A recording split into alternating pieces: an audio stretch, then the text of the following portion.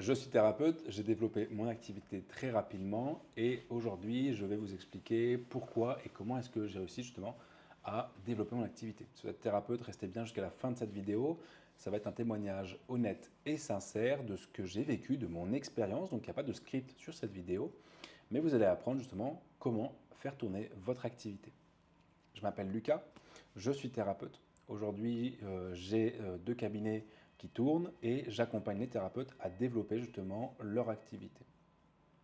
Et récemment, je me faisais la réflexion que ce que j'ai fait pour mes activités, pour les faire fonctionner, je n'ai pas eu l'impression de travailler pour pouvoir faire ça. C'est-à-dire que j'adore mon travail, j'adore prendre en charge des personnes, j'adore les aider sur des problématiques, j'adore les recevoir dans mon activité, mais j'adore tout autant faire de la publicité, j'adore tout autant faire du marketing, j'adore tout autant aider plus de personnes à travers ma communication, créer du contenu, des choses comme ça.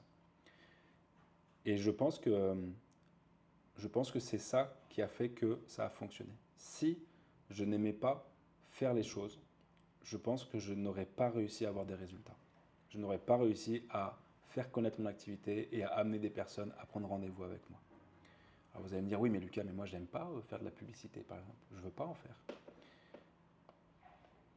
C'est parce que il faut bien comprendre que c'est aujourd'hui votre façon de voir les choses qui vous empêche, qui vous limite, qui vous contraint à ne pas avoir de résultats. Il ne faut pas faire des choses que vous n'avez pas envie de faire, qui ne sont pas alignées avec vos valeurs. Par contre, il faut réussir à transformer ces choses-là, que vous n'avez pas forcément envie de faire, en quelque chose que vous avez envie de faire. Je m'explique. Si, par exemple, dans le cadre de la publicité, vous n'aimez pas faire de la publicité, vous n'aimez pas vous filmer, imaginons, vous n'aimez pas vous montrer votre tête, nous devons trouver un moyen pour que vous puissiez faire de la publicité tout en ayant du plaisir à le faire, tout en étant aligné avec vos valeurs. Donc, si vous trouvez par exemple que euh, faire de la publicité agressive, ce n'est pas votre façon de faire, il y a d'autres formes de publicité. Par exemple, le simple fait de parler de votre pratique, de ce que vous faites, et de le mettre en avant, c'est de la publicité. Et par contre, et le fait de parler de votre pratique, j'imagine que c'est quelque chose que vous appréciez. Vous appréciez parler du travail que vous faites, de votre passion. Et bien ça peut être mis en avant pour faire de la publicité. Et là, tout d'un coup, on vient de passer d'un angle où je n'aime pas la publicité à j'aime bien parler de mon métier, j'aime bien parler de ce que je fais, de ma passion, et je peux me servir de ça pour avoir plus de personnes, plus de patients, plus de clients.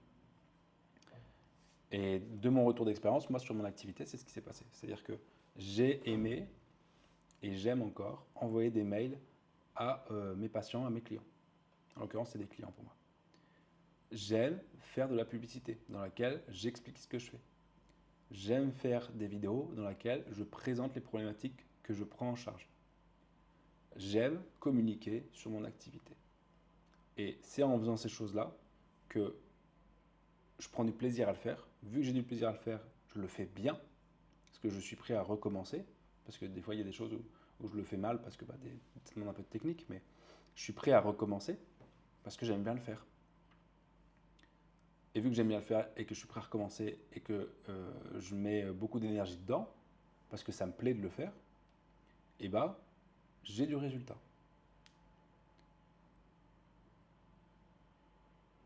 Je pense que dans la vie, on a beaucoup de comportements frontaux. C'est-à-dire qu'on voit un mur là, et puis on va essayer de pousser très fort, très fort, très fort pour que le mur il tombe ou il se décale. Et je pense que en fait, la bonne solution, c'est pas d'aller frontal comme ça, mais c'est de contourner. De comprendre qu'ici il y a un mur, il y a une résistance, et de la contourner. Parce que je pense qu'on n'y gagne pas grand-chose à souffrir. Je suis pas sûr qu'on gagne beaucoup à souffrir dans la vie. Par contre, comprendre que on peut avoir le choix quand on comprend la situation de est-ce que je veux souffrir ou pas, et si je ne veux pas souffrir, quels sont les chemins possibles dans lesquels je peux avoir du plaisir, dans lesquels je peux m'épanouir et éviter cette souffrance-là, et ben ça nous permet d'avoir le choix en fait. Et aujourd'hui, vous avez le choix dans votre activité par exemple. Vous avez le choix de souffrir parce que vous n'avez pas forcément le nombre de patients ou de clients que vous voudrez, ou alors vous avez le choix de développer votre activité.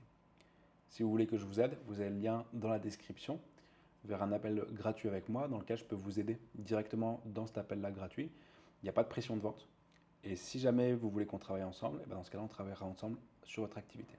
Je vous aiderai justement à faire les choses et je le ferai même à votre place.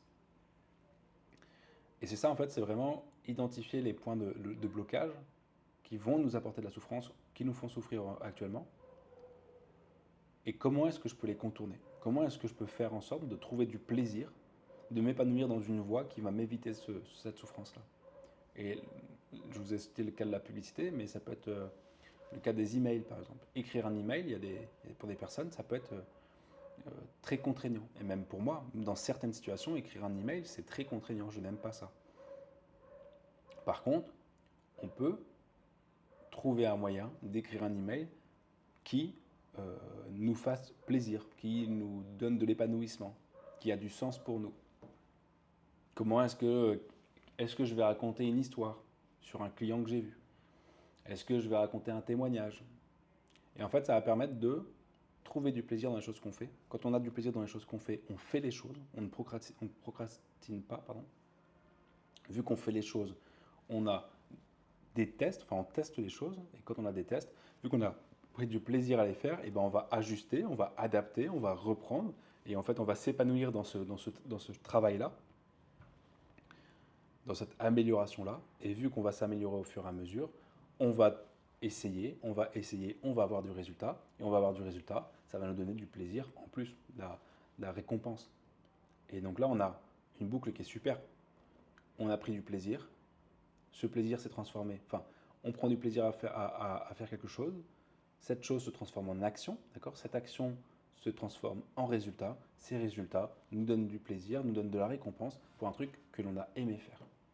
Et dans mon activité, c'est ce qui s'est passé. C'est-à-dire que je n'ai pas du tout eu l'impression de devoir forcer, de devoir travailler.